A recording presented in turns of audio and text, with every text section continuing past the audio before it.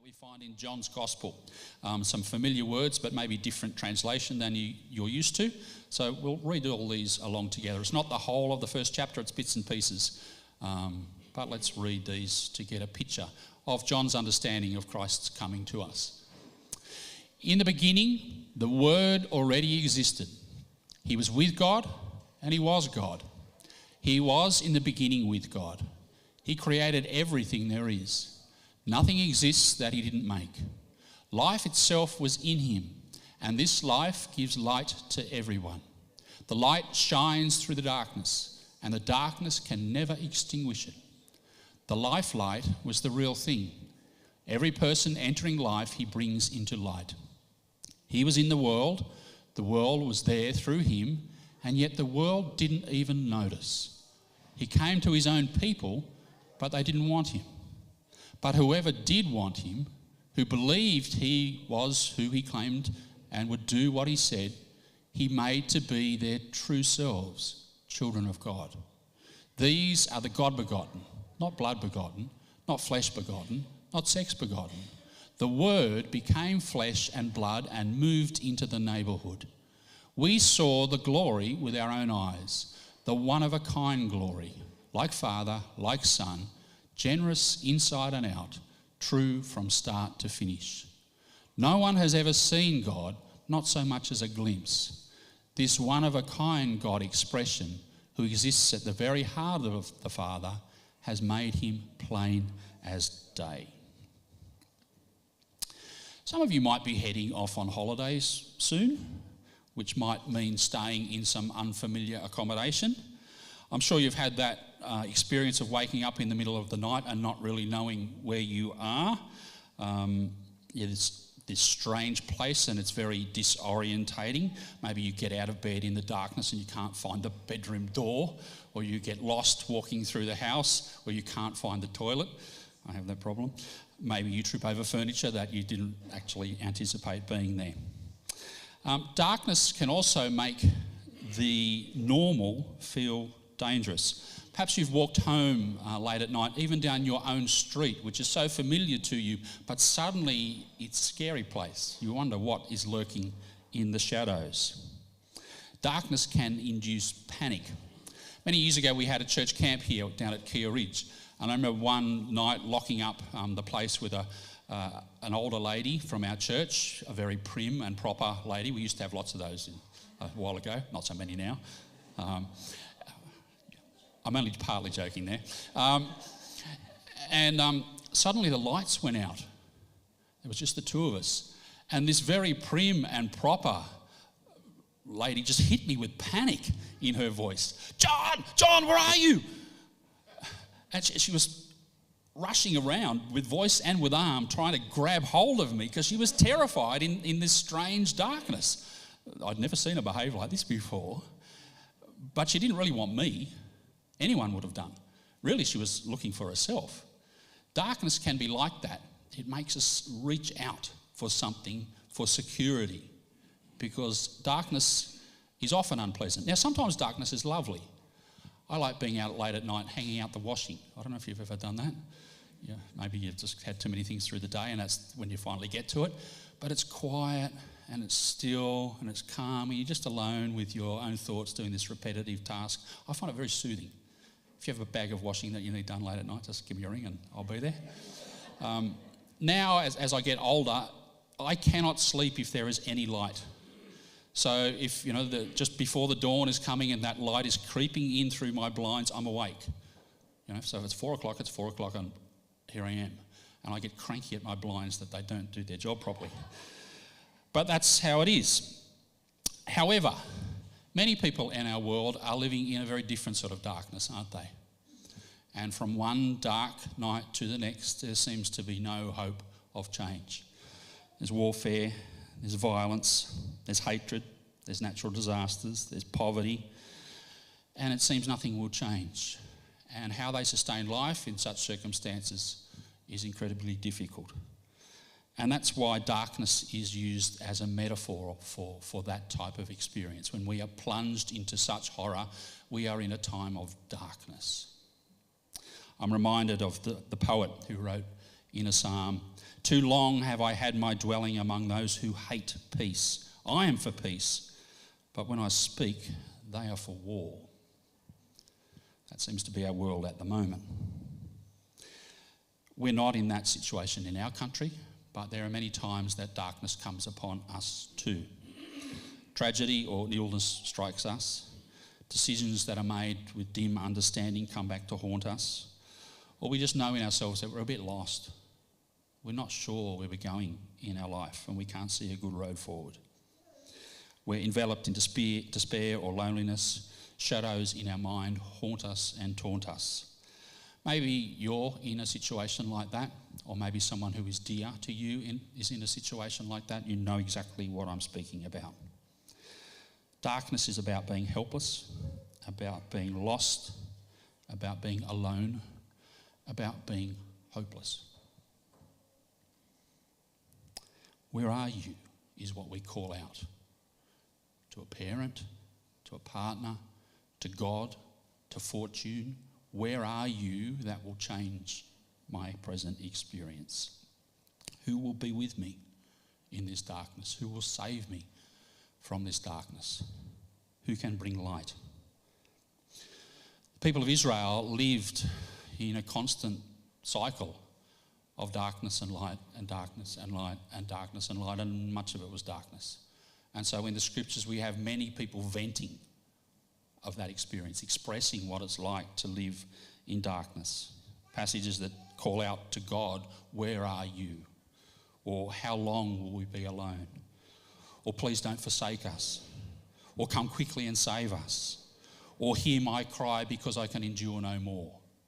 All through the First Testament, people express these things about their dark experience. They believed that God heard. They believed that God did respond, and yet they still wanted more. Things never actually got fixed. There was a little light, a glimmer of hope, and then more darkness. So they looked forward to a greater hope, and their present was a little bit like whistling in the darkness. I don't know if you ever do that and you feel alone and you whistle to keep yourself company. And the prophets and the poets in the First Testament are a little bit like whistling in the dark. We believe thing, but it's not quite enough. And so they look forward to some greater light that would come. Prophet Isaiah expressed that tension well, of having God's hope present with them and yet looking for more. It's a familiar passage. We often read it at this time of from Isaiah 9. But there will be no gloom for her who was in anguish. In the former time he brought into contempt the land of Zebulun and the land of Judah. But in the latter time he has made glorious the way of the sea, the land beyond the Jordan, Galilee of the nations. Where does your mind go to? The people who walked in darkness have seen a great light.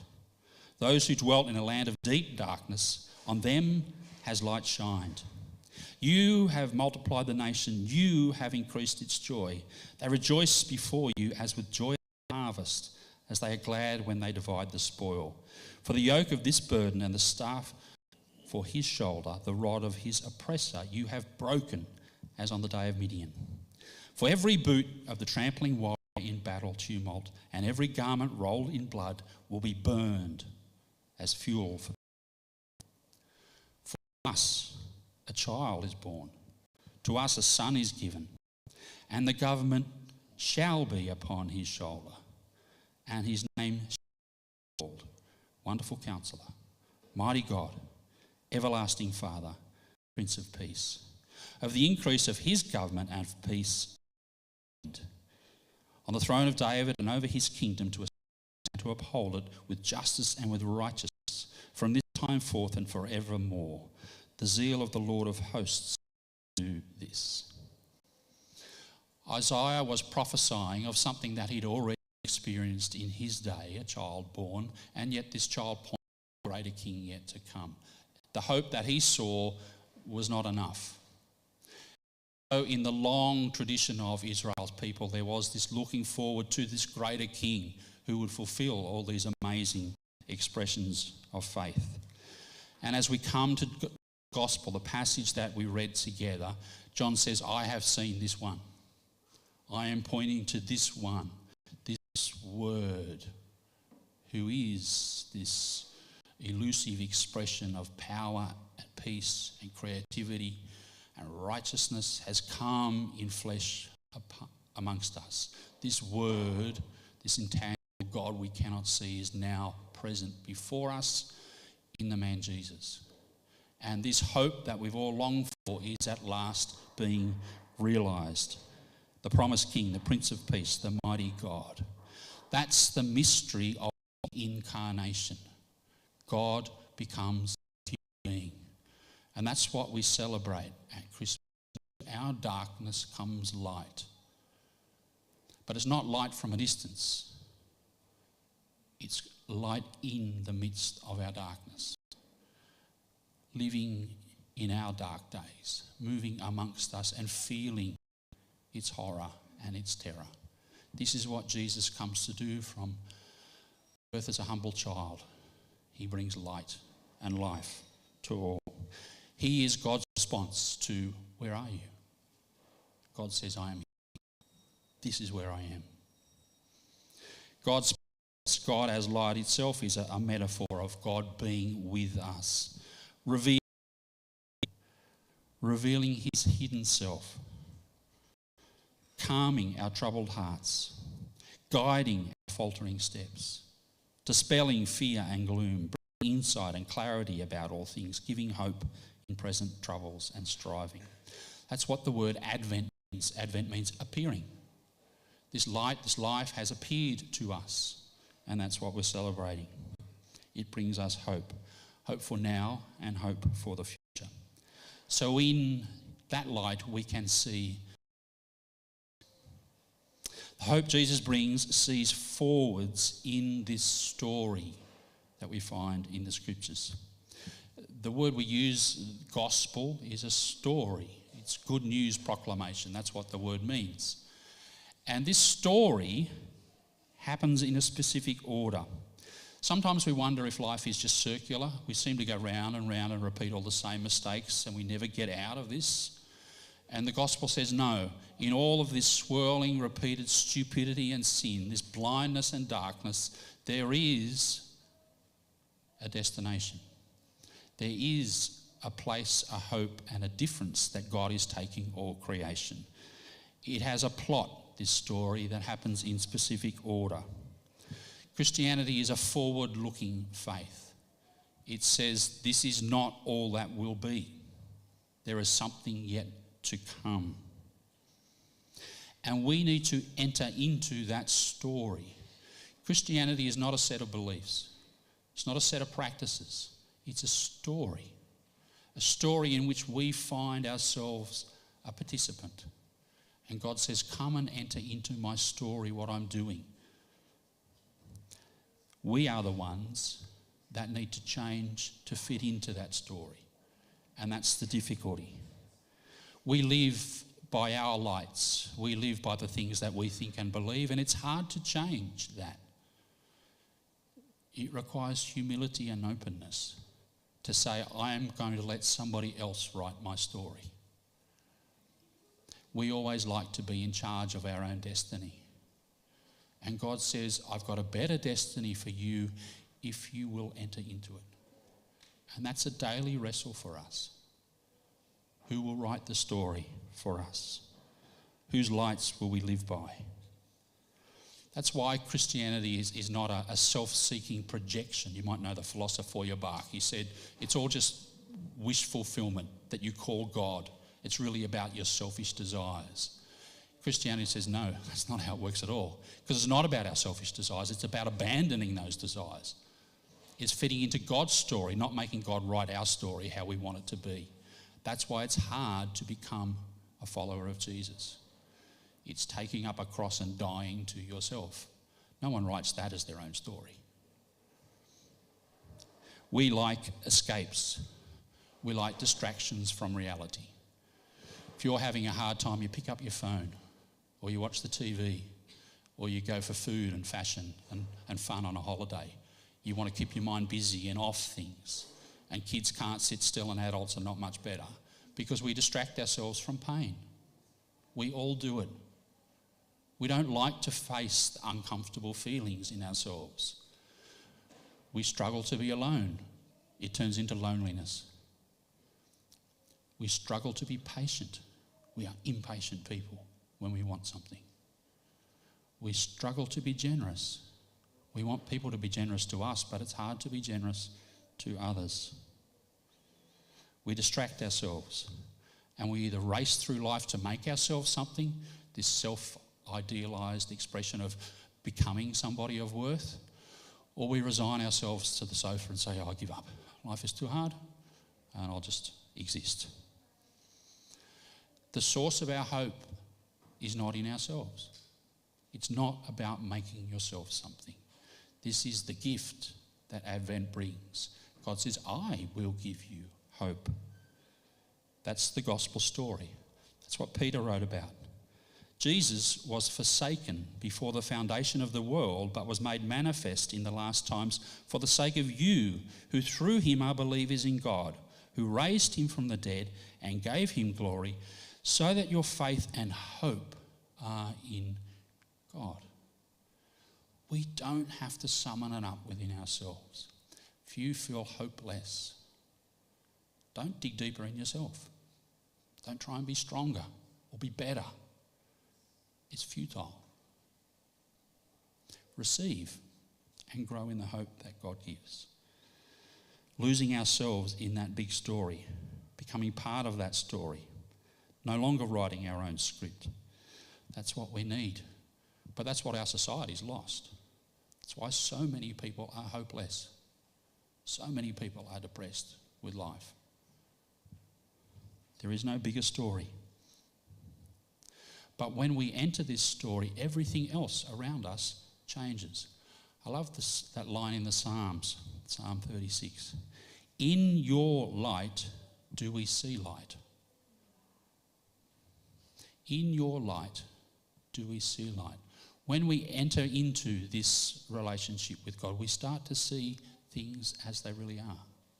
We see things differently. C.S. Lewis expressed it this way: I believe in Christianity as I believe that the sun has risen, not only because I see it, but because by it I see everything else. This is the light that Jesus brings. He is our light, but he shows what is valuable in life, what is good in life, what works in life, what brings hope and sustains us. The hope Jesus sees honestly how things are now.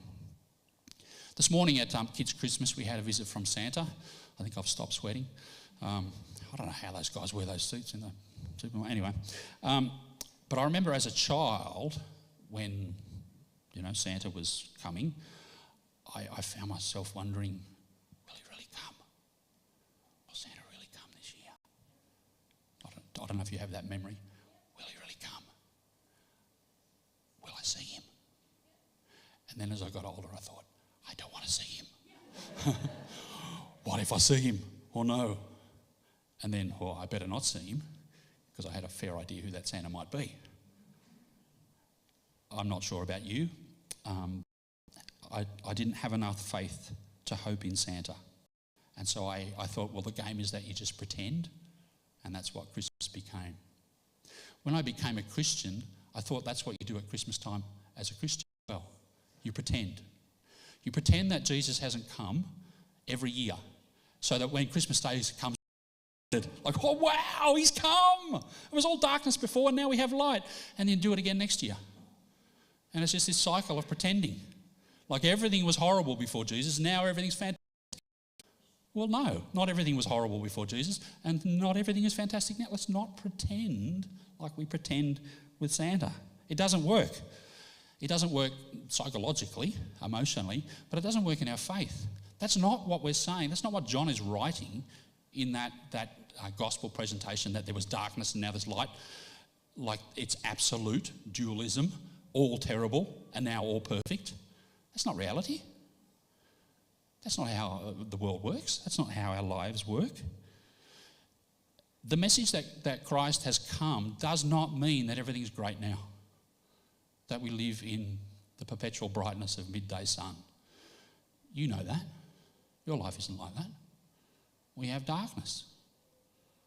We experience what we don't want to experience, and we get lost in it.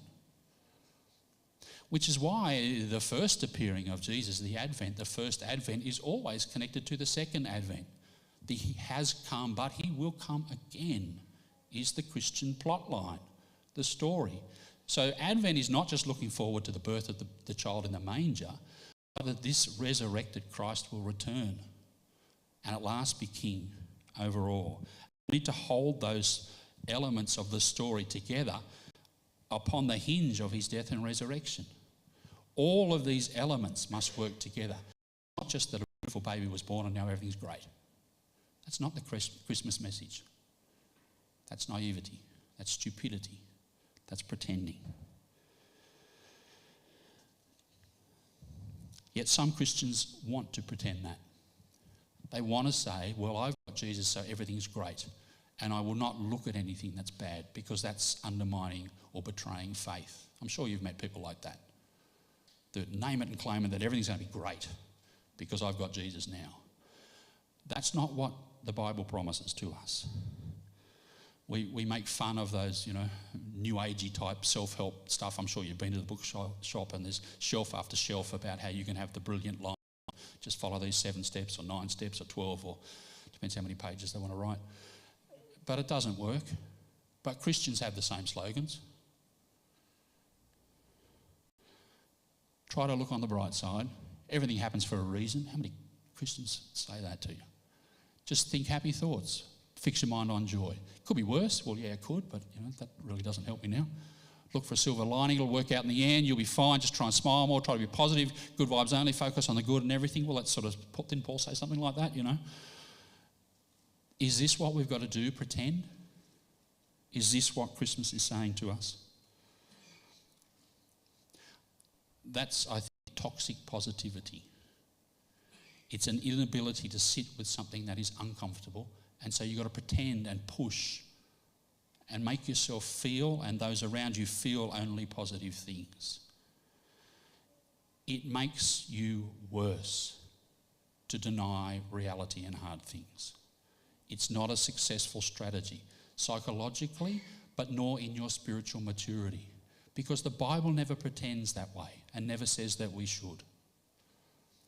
Maturity is an ability to sit with the uncomfortable and the unhappy things, as well as hang on to the joy and hold those things in tension. We live between the times, between Christ's first and second coming, and so there's ambiguity in our experience. But this is where hope burns. If everything is great, you don't need hope. It's pointless. You only hope for what you do not have. Hope is what you in the midst of the darkness.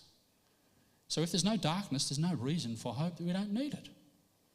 It ceases to exist. So if you want to be a hopeful person, the way to get that is not by only trying to be positive. It's about being honest and facing the hard things, yet in the light of God's presence with us. That's the wrestle that we have.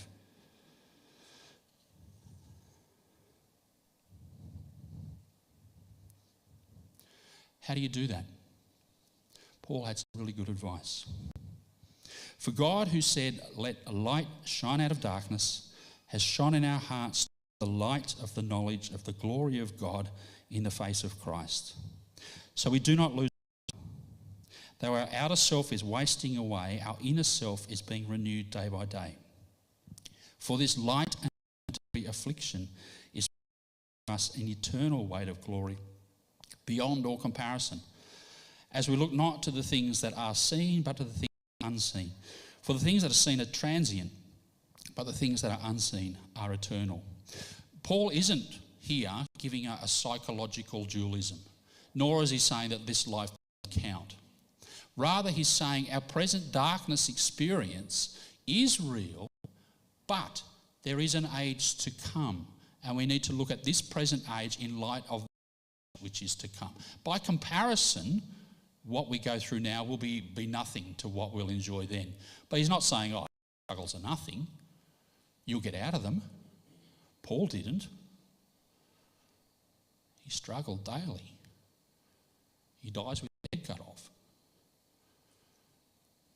As we've just seen in Ephesians, he's in prison of his life. Suffering on its own doesn't make us strong. It's how we respond in the suffering that makes us strong. Experience is not what happens to you. Experience is what you do with what happens to you. This is how you mature and grow. But you only do that by looking at the dark things as well as the light things. That's the gospel story. It's not pretending and distracting ourselves. But it's not just about ourselves. The light that Jesus brings sees honestly how things are now, but it brings us into connection with others. The hope Jesus brings sees us in solidarity with others. This is the Christian message. It's just not about me and my personal salvation. Churches often teach that. God has a much bigger story. It's about all of us. It's about the whole of creation that God is doing something good with. And the way that he does that is by connecting his story to ours. Jesus the man comes as the representative man to enter into our story and to live through it and to triumph over it. But suffering, he brings hope. This is a strange story. But it says our hope is not just my personal hope, it's our hope. This is why the Christian message is a message of love and compassion. It's not just for us, it's for everybody. This is good news for everybody, which is why we share it. It's not just for us nice Christian people. It's for the whole world to have this hope. French theologian put it like this: I hope in thee for us. That's a Christian flavour of hope. Not just about me, it's about loving others too. It's our hope. Isn't that what Paul says in Ephesians? That it's there is one hope, our common hope that we share. He wrote to Titus that way. For the grace appeared, bringing salvation for all people, training us to renounce ungodliness and worldly passions and to live self-controlled, upright and godly lives in the present age, waiting for our blessed hope, the glory of our great God and Saviour Jesus Christ, who gave himself for us to redeem us from all lawlessness and to purify for himself a people for his own possession who are zealous for living for themselves, for good works. Hope is about the world and about others. We have a faith that works by love. And that's the flavour of our hope as well. It's not just me and my little life. We need a bigger vision of what God is doing and asks us to enter into. Hope is an act of faith in God and an expression of love for others. It's something we want to share. And helping others enter into that hope is the privilege that we have. That's why you're here today. You're not here to listen to me. You're here to share with others the hope that you have. Hopefully I can help you to do that, which is why I'm talking and you're listening. But it's what we do together, to share our lives with one another. I love it how the writers of the Hebrews said that. Let's hold fast the confession of our without wavering, for he who promised is faithful. And let us consider how to stir up one another to love and good works, not neglecting to meet together, as is the habit of some, but encouraging one another, and all the more as you see the day of Christ's return near. Our hope is about our hope, sharing that together. And that's, I hope, what our community is about. Real hope changes how we live in the day-to-day, what our values and priorities are. It reshapes how we work, rest and play. It's entering the kingdom of God now and moving towards the day of its fullness. The hope Jesus brings sees us in solidarity with others. but it sees why and how faithful living is sustained. Do you ever get tired of doing the same thing all the time and nothing changes? Or you have a dream and it never gets realised? Maybe you do some sort of ministry or service for others where you give up time for an intention and you think, oh, it never really does much. We don't seem to have much success. And you get discouraged. And you think, oh, give up. I'll go and play tennis. It's hard to wait. Israel waited centuries for the appearing of the Messiah. We've been waiting 2 millennia for Jesus to return. And we work and we work and we live and we die and still it doesn't come. And you think, well, just give up. It's easy to give up our hope because it's hard to wait. Our world isn't very good at waiting. If you're at work and you don't reply to an email on the same day, you're in trouble, aren't you? You're running a business and you didn't get back to someone, or they're not interested, they don't care. You have a friend that texts you, and some people get, if you haven't replied in half an hour, or they must hate me. What have I done? We're not very good at waiting. We are not patient people. It's hard to keep serving and giving when you don't see the response that you're looking for. Advent, the idea of waiting, seems very inconvenient. Who wants to sit around and celebrate waiting? But that's what we're doing. Hey, let's celebrate waiting. Let's wait together. It's an eternal bus stop. That's what church is now. We're sitting at the bus stop, waiting. But that's what hope is all about. Hope that is seen is not hope. For who hopes for what he sees? But if we hope for what we do not see, we wait for it with patience. To have Christian hope requires that we grow in patience. That's hard. I'm not patient. But this is really what hope is. Because if you've got what you hope for, you don't need hope anymore because you've got the thing. How do I do that well, though? How do I endure waiting patiently? Paul has very good advice in the verses that go with this. He says you need to learn how to groan. Groan. For we know that the whole creation has been groaning together in the pains of childbirth until now. It's waiting. And not only the creation, but we ourselves, who have the first fruits of the Spirit, groan inwardly as we wait eagerly for adoption as sons, the redemption of our bodies. For in this hope we were saved. Paul says it's okay to groan as you wait, because life is sometimes hard. And he says, express that. In this same chapter, Romans 8, Paul says, amazingly, God helps us to groan. He puts his Spirit in us, teaching us to groan in ways when we can't articulate what we're unhappy about. He does it for us and in us and through us.